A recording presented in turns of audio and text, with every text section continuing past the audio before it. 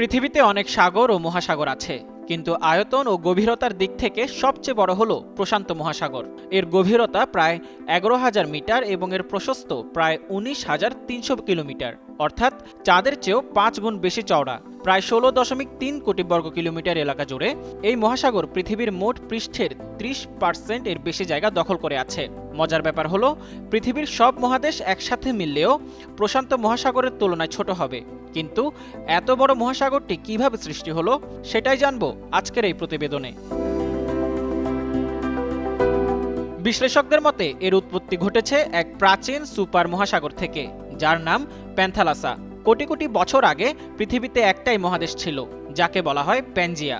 এই মহাদেশের চারপাশে প্যান্থালাসা মহাসাগর ছড়িয়েছিল, অর্থাৎ বর্তমানে আমরা যে প্রশান্ত মহাসাগর দেখছি সেটাই প্যান্থালাসারই অবশিষ্ট অংশ।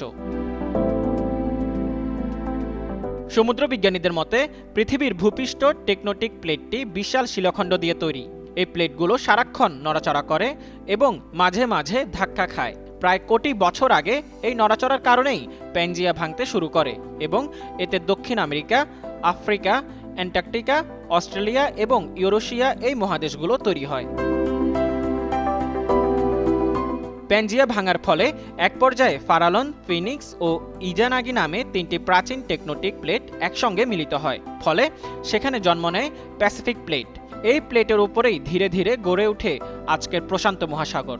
এই নতুন প্লেট ধীরে ধীরে বড় হতে থাকে এবং পুরনো সেই তিনটি প্রাচীন প্লেটকে সরিয়ে দেয়। অর্থাৎ প্যাসিফিক প্লেট বড় হওয়ার সঙ্গে সঙ্গে ইজানাগি প্লেট চলে যায় এশিয়ার নিচে, ফারালন প্লেট চলে যায় উত্তর আমেরিকার নিচে, আর ফিনিক্স প্লেটটি চলে যায় দক্ষিণ আমেরিকা ও অ্যান্টার্কটিকার মাঝখানে। বর্তমানে প্রশান্ত মহাসাগর পৃথিবীর সবচেয়ে বড় মহাসাগর হলেও এটি ধীরে ধীরে ছোট হচ্ছে। ভূতাত্ত্বিক বিশ্লেষকদের মতে এই প্রশান্ত মহাসাগরের তলদেশের প্যাসিফিক প্লেটটি আস্তে আস্তে ইউরেশীয় প্লেট, উত্তর আমেরিকান প্লেট এবং আশেপাশের মহাদেশীয় প্লেটগুলোর নিচে ঢুকে যাচ্ছে, তাই এর পরিধি ধীরে ধীরে কমতে শুরু করেছে। তারপরও বিশ্লেষকরা বলছেন এখনও পৃথিবীর সবচেয়ে বিশাল মহাসাগর হচ্ছে প্রশান্ত মহাসাগর, কিন্তু সময়ের স্রোতে ধীরে ধীরে এটি তার রূপ বদলাচ্ছে। মোজাম্মেল পায়েল, যুগান্তর নিউজ।